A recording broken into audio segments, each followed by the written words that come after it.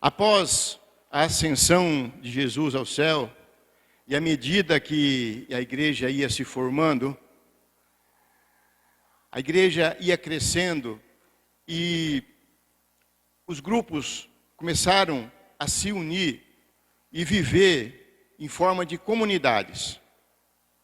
E Lucas, ele relata em Atos dos Apóstolos, no capítulo 2, 24, que todos que tinham crido em Jesus, eles começaram a se unir, ficarem juntos e partilhando tudo o que eles tinham. Eles se reuniam no templo e também nas casas para compartilhar alimentação. De casa em casa, eles compartilhavam e se alimentavam. E mais em frente, em Lucas 5, no versículo 1 em diante, Lucas conta a história de Ananias e Safira. Um casal que decidiu viver em comunhão com os irmãos em Jerusalém. Porém, o casal, ele decidiu mentir para a comunidade, retendo uma parte daquele dinheiro da venda da própria propriedade, e afirmando que estavam entregando tudo aos pés dos apóstolos. O que o casal aqui não levou em consideração é que eles não estavam enganando apenas os irmãos, mas sim, eles estavam tentando enganar o Espírito de Deus, tentando enganar o Espírito Santo. Então, em reverência à palavra de Deus, vamos ficar de pé e vamos entender um pouco melhor a leitura. Atos 5, 1. Assim fala a santa palavra. Um homem chamado Ananias, juntamente com Safira, sua mulher, também venderam uma propriedade. Ele reteve parte do dinheiro para si, sabendo disso também sua mulher. E o restante levou e colocou aos pés dos apóstolos.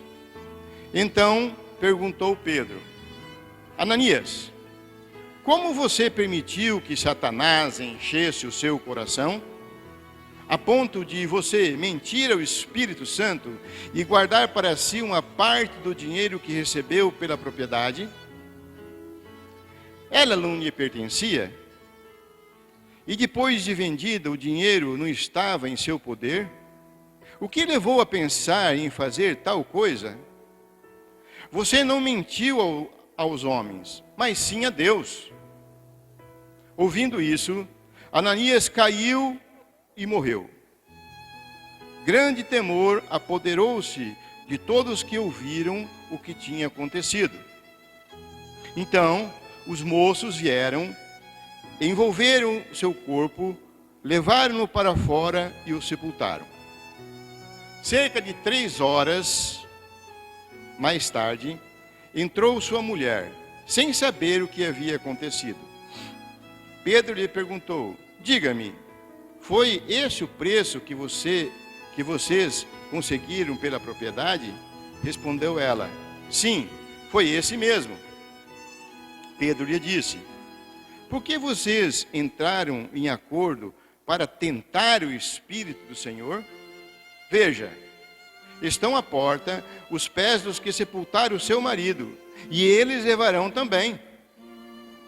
Naquele mesmo instante, ela caiu aos pés dele e morreu. Então, os moços entraram e, encontrando-a morta, levaram-na e a sepultaram ao lado do seu marido. E grande temor apoderou-se de toda a igreja e de todos que ouviram falar desse acontecimento. Amém. Glória a Deus. Pode sentar. Nós vimos na leitura que o casal permitiu que Satanás enchesse o seu coração de maldade. Encheu de dúvidas. E eles, então, entraram em acordo, tentando o Espírito de Deus, tentando o Espírito Santo. E as mentiras, elas rompem a confiança. Rompe a confiança de Deus e daquela comunidade. Ela vai romper a confiança em qualquer relacionamento. E ela vai causar dano. Desde a criação do homem, Deus sempre concedeu ao homem a liberdade de decidir a maneira que quiser. Ele deu o livre-arbítrio para nós. E Ananias e Safira, elas tinham também essa opção do livre-arbítrio. Eles podiam decidir, o bem era deles. E como nós vimos aqui no texto, o casal tinha essa propriedade. E ao mesmo tempo, eles também tinham o desejo de viver em comunhão com os irmãos, conforme estava ocorrendo com os demais que iam se convertendo em Cristo. Viver em comunidade. Porém, aparentemente o casal estava inseguro. Ele estava inseguro do que estavam fazendo.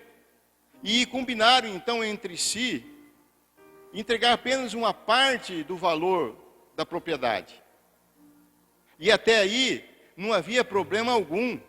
A propriedade era deles. O bem era deles. Eles podiam manter aquela propriedade para si, eles podiam vender e doar tudo, eles podiam doar apenas uma parte. Eles tinham essa opção, eles tinham livre-arbítrio.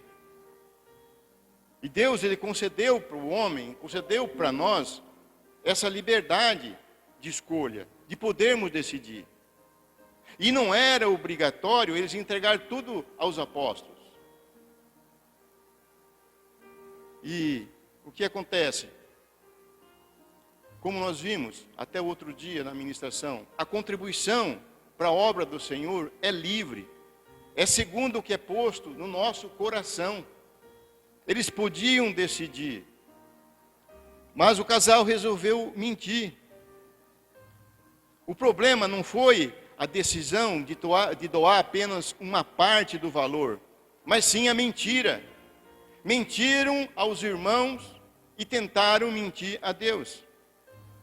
E ainda que a mentira pareça ser até razoável, e muitas vezes a gente acha isso, é uma mentirinha, que é razoável, não vai causar dano. Muitas vezes até parece que é boa para resolver algum problema, alguma situação. O fim vai ser amargo. Não vai dar certo. Vai ser vergonhoso para quem mentiu.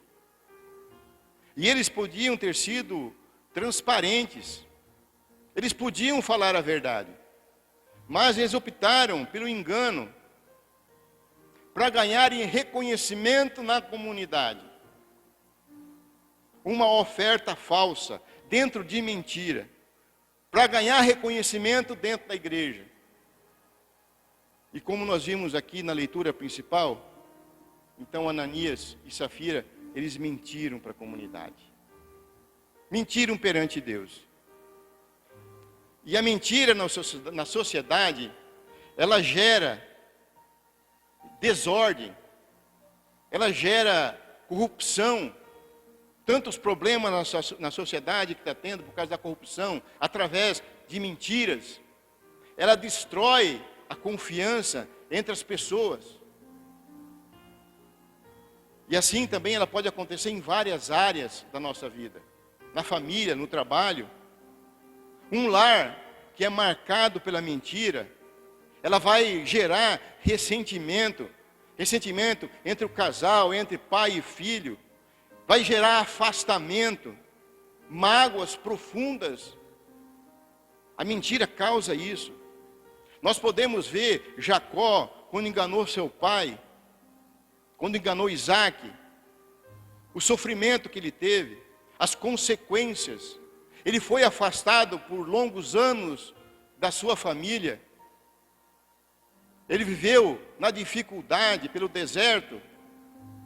Foi enganado várias vezes por Labão, o seu sogro. É assim que acontece quando nós mentimos dentro da família.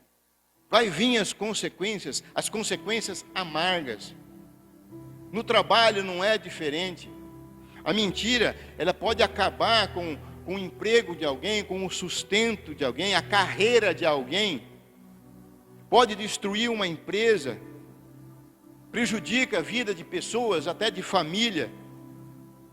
Vai causar muitas vezes a demissão de um ou de outro, e com o tempo daquela própria pessoa. Quando alguém mente dentro de uma empresa ou no seu trabalho, para mostrar as suas habilidades, destacar as suas habilidades, para poder ter algum resultado, as consequências vão vir. Cedo ou tarde a verdade aparece. Isso vai aparecer. Aquele mordomo infiel, que está lá em Lucas 6, Lucas 16, ele também tentou se passar nessa situação. Ele desperdiçava o que era do patrão. Ele gastava em abundância o que era do seu senhor. Ele tentou enganar o seu senhor, criando amizades por fora, garantindo o seu futuro. Mas aquela atitude de querer garantir o seu futuro e prejudicando o seu patrão, levou a ele perder a sua posição, o seu cargo. E daí? Quem vai te reconhecer depois? Então as escrituras, elas são claras. E elas não fazem uma diferenciação e nem estabelecem um nível para mentira, para mentirinha ou para uma mentira maior. Não. Mentira é mentira, é pecado. Para nós cristãos, a mentira deve ser sempre considerada errada, destruidora, reprovável. Não podemos se usar de mentira, independentemente do tamanho que ela seja. Não existe mentirinha, é mentira. Conforme João 8,44, a mentira tem sido uma arma muito usada pelo inimigo. E nós podemos ver nessa sociedade moderna o que está acontecendo. E o diabo utiliza isso, não é de agora, é desde o princípio. E como nós vimos aqui no texto, o casal, ele abriu uma brecha permitindo que Satanás enchesse o seu coração. Temos que ter esse cuidado e não tentar florear alguma história, querer inventar algo para se dar bem, que a história fique mais bonita. O pecado aqui de Ananias e Safira não foi somente contra os apóstolos ou contra aquela igreja, mas foi contra Deus, e caíram mortos. A mentira é um pecado que gera a morte espiritual, e é ali que está o problema. E a Bíblia é bem clara: não é perdoado automaticamente. A mentira não é perdoada automaticamente só porque muitas vezes a gente sente um remorso. Não adianta sentir apenas um remorso. É necessário nós estarmos dispostos a se arrepender verdadeiramente perante a Deus. E não somente pedir perdão a Deus, mas sim confessar esse pecado contra a quem você mentiu. Isso é necessário. E Ananias e Safira, eles estavam buscando apenas a aparência de santidade dentro da igreja. Queriam se aparecer, uma aparência enganosa, contra a igreja, contra Deus, e caíram mortos nos pés do apóstolo. E no domingo passado o pastor falou um pouco aqui sobre mentira. Ele falou que algumas pessoas não percebem que estão sendo escravizadas pelo inimigo e acabam perdendo a própria identidade através da mentira. Se perdem, não se parece mais aquela mesma pessoa que já era. E a passagem de hoje, então, ela vem nos alertar sobre essa gravidade da mentira, punição de morte, principalmente a morte espiritual. E a palavra fala em Provérbios 12, 22, que os lábios mentirosos são abomináveis ao Senhor. No final da Bíblia, em Apocalipse, capítulo 21, a palavra fala: todos os mentirosos terão a sua parte no lago de fogo. Misericórdia. Todos os mentirosos terão a sua parte no lago de fogo. Então a mentira é um pecado gravíssimo, principalmente quando é cometida contra o Espírito Santo. Pecados contra o Espírito Santo não tem perdão. Em Naum, capítulo 1, versículo 2, a palavra fala: o Senhor é Deus zeloso e vingador. O Senhor é vingador e cheio de ira. O Senhor toma vingança contra os seus adversários e reserva indignação para os seus inimigos. É inimigo de Deus, vai ter a ira, será condenado. E Ananias e Safira foram punidos de morte, morte imediata, para servir de exemplo, um exemplo prático para aquela comunidade, para os mentirosos infiltrados naquela igreja. A mentira, então, ela destrói a comunhão entre os irmãos, ela vai gerar desconfiança entre os irmãos, dentro da comunidade, nada vai dar certo, vai afastar as pessoas da fé. Não invente nada na palavra de Deus, não traga nada aqui em cima que possa destruir a fé de alguém. É mentira, mentira contra o Espírito Santo. A palavra tem abundância para ser pregada. Nunca traga nada que seja contra ou que seja de suas ideias. Por isso a igreja tem que se empenhar cada vez mais em cultivar essa verdade e mostrar a palavra, lembrando que Deus é a própria vida, Deus é a própria verdade, e Ele nos orienta até a corrigir os irmãos se for preciso, com punição. Se for necessário, expulsar do meio, considerar como gentil, considerar como publicano. A palavra é clara em Mateus. E então a leitura de hoje, no versículo 11, ela mostra que grande foi o temor naquela comunidade. O temor se apoderou de toda aquela igreja e também de todos que ouviram falar desse acontecimento. Que a justiça de Deus, ela colocou e coloca um limite no pecado. Tem que ter um limite. Muitos estão pecando sem medida, mas vai ter consequência. Em 1 João 4,8, fala que Deus é amor. Mas Deus não é só amor, Deus também é justiça. Deus é justo nas coisas que faz. E põe um limite nas maldades que está acontecendo. E Deus sabe então o momento certo de intervir. Deus sabe o momento certo de intervir numa comunidade ou num país. Haverá um momento. Então aquele casal, ele tinha ultrapassado as medidas da misericórdia de Deus. Mentiu para o Espírito Santo. E Pedro foi revelado. O Espírito de Deus revelou para Pedro. E eles caíram mortos. Não foi a atitude de Pedro.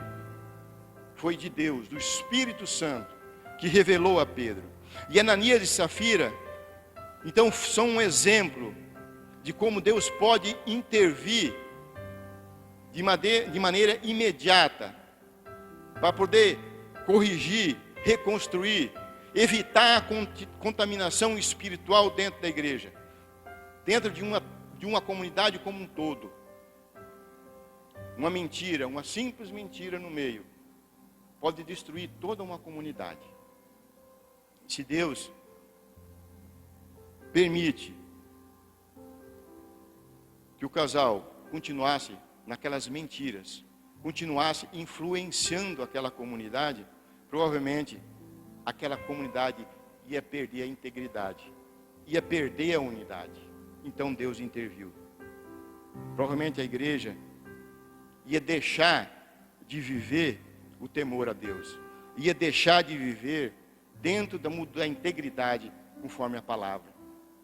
Então o castigo para aquele casal foi imediato. Que nós não sejamos um exemplo que nem eles. Em Salmo 15, mostra que aqueles que vivem na integridade jamais serão abalados.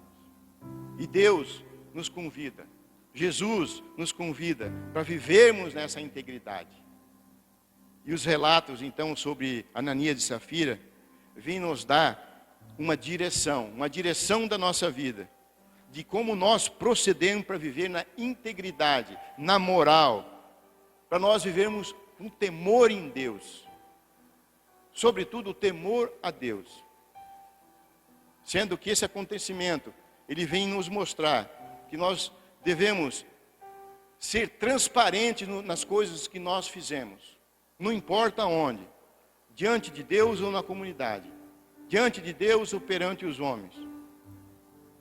Assim que nós temos que agir. Nós temos que agir com adoração a Deus. E as nossas ofertas têm que ser ofertas de sinceridade. Jamais com mentira. Com sinceridade, com gratidão. Deus, Ele não deixa se enganar com mentirinhas aparentes. Não importa o que você coloque em sua cabeça, tentando, não, isso está bom. Não, Deus sabe do teu coração. A mentira, por menor que ela aparenta ser, ela tem consequência grave. Ou para a comunidade ou para você mesmo. Principalmente para você, que vai perder a salvação. Então Deus, Ele quer que nós vivamos em paz. Quer que nós vivemos com transparência dentro da comunidade. Quer que nós vivemos com fidelidade, com verdade, honrando a Deus. Honrando não apenas com palavras, mas com atitude de sinceridade, com coração puro. Amém? Que essa mensagem possa nos conduzir essa semana, que nós possamos refletir e tomar uma decisão. As decisões que nós formos tomar, que seja com temor no Senhor. Amém? Glória a Deus. Vamos ficar de pé.